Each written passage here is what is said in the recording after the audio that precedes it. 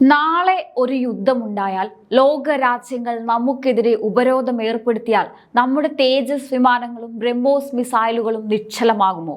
ആ ഭയത്തിന് ഇനി വിരാമം. ചൈന കോടികൾ എറിഞ്ഞിട്ടും പരാജയപ്പെട്ടിടത്ത് ഭാരതത്തിന്റെ സുരക്ഷയ്ക്കായി ഒപ്പിടപ്പെട്ട ആ വജ്രായുധം എന്താണ്? ലോകം അസൂയയോടെ നോക്കുന്ന ആത്മനിർഭർ ഭാരതത്തിന്റെ ആഗോള ടെക് യുദ്ധം ഇതാ. ചിന്തിച്ചിട്ടുണ്ടോ നിങ്ങൾ?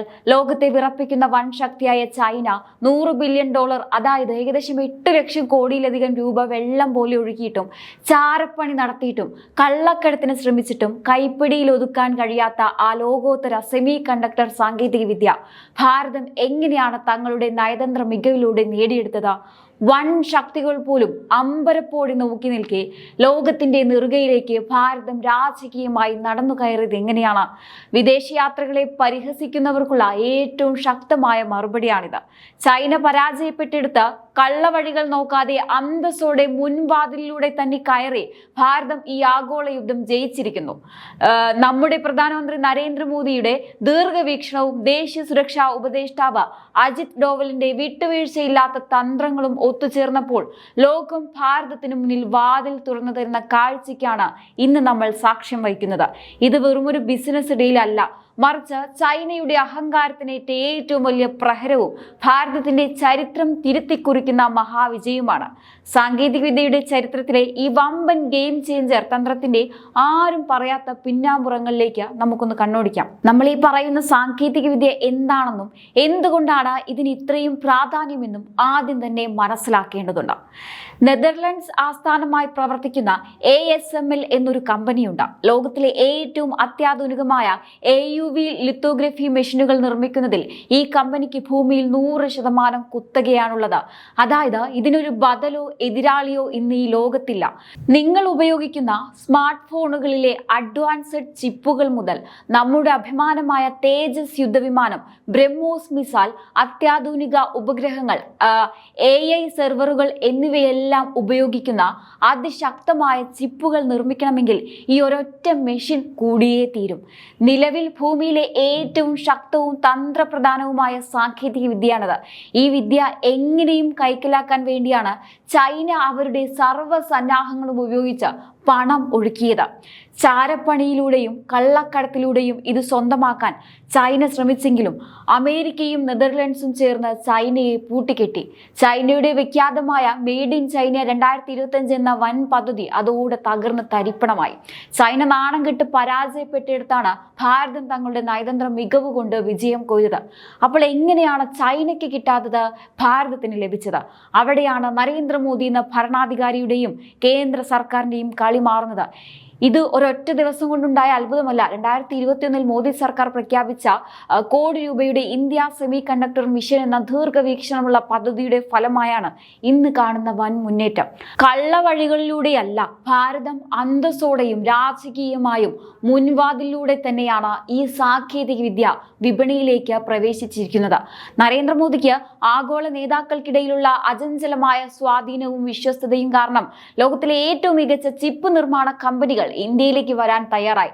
നമ്മുടെ അഭിമാനമായ ടാറ്റ ഗ്രൂപ്പും തായ്വാനിലെ പ്രമുഖ ചിപ്പ് നിർമ്മാണ ഭീമന്മാരായ PSMCയും തമ്മിലുള്ള ചരിത്രപരമായ കരാറിലൂടെ ഏകദേശം 91,000 കോടി രൂപയുടെ, അതായത് $11 ബില്യൺ മെഗാ നിക്ഷേപമാണ് രാജ്യത്തേക്ക് വരുന്നത്. ഗുജറാത്തിലെ ധൊലേരയിൽ ഉയരാൻ പോകുന്നത് ഇന്ത്യയിലെ ആദ്യത്തെ full scale 300 mm semi conductor ഫാക്ടറിയാണ്. ഇതൊരു പരീക്ഷണാടിസ്ഥാനത്തിലുള്ള പ്ലാന്റ് അല്ല, മറിച്ച് തായ്വാന്റെ ലോക പ്രശസ്തമായ TSMC ലെവലിലുള്ള വമ്പൻ ഫാക്ടറിയാണ് ഇവിടെ യാഥാർത്ഥ്യമാകാൻ പോകുന്നത്. ആഗോളതലത്തിൽ ഭാരതത്തിനുള്ള വിശ്വാസ്യതയാണ് ഇതിന് കാരണം.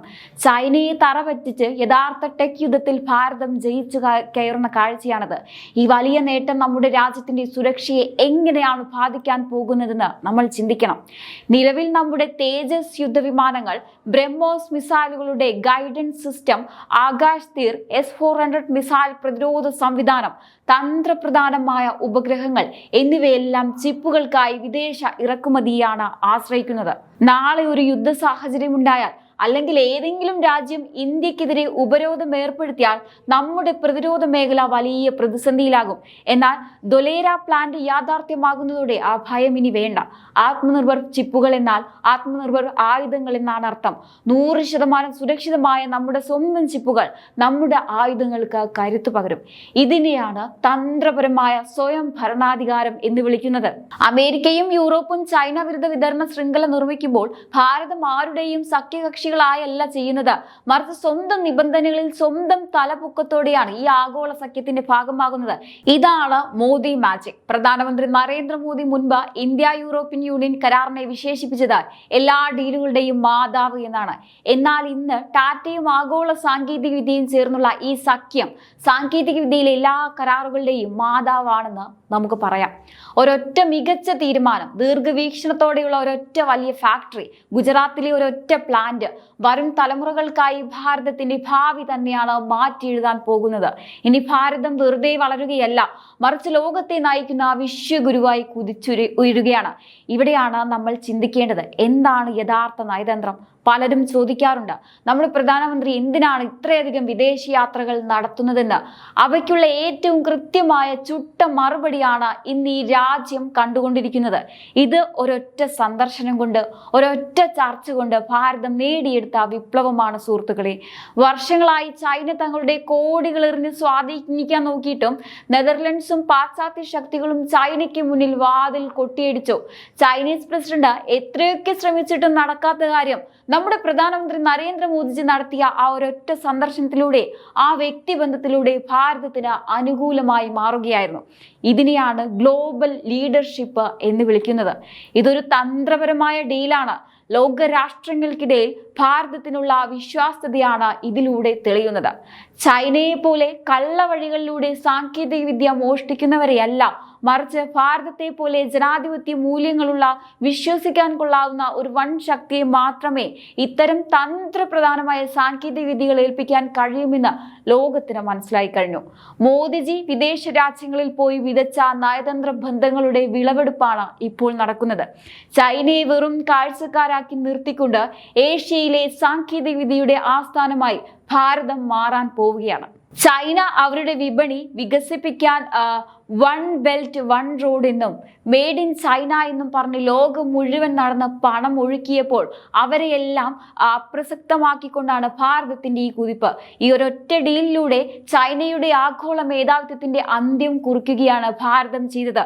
ഇത് കേവലം ഫാക്ടറികൾ വരുന്ന കാര്യമല്ല, വരും തലമുറകളിലെ ലക്ഷക്കണക്കിന് ഇന്ത്യൻ യുവാക്കൾക്ക് ലോകോത്തര നിലവാരമുള്ള തൊഴിലവസരങ്ങൾ നമ്മുടെ മണ്ണിൽ തന്നെ സൃഷ്ടിക്കപ്പെടാൻ പോവുകയാണ്. നമ്മുടെ രാജ്യത്തെ IT വിപ്ലവത്തിന് ശേഷം രാജ്യം കാണാൻ പോകുന്ന ഏറ്റവും വലിയ സാങ്കേതിക മുന്നേറ്റമാണിത്. വിദേശ രാജ്യങ്ങളെ ആശ്രയിക്കാതെ ആർക്കു മുന്നിൽ തല കുലിക്കാത്ത ഒരു നവഭാരതത്തെയാണ് നരേന്ദ്രമോദിജി കെട്ടിപ്പടുക്കുന്നത്.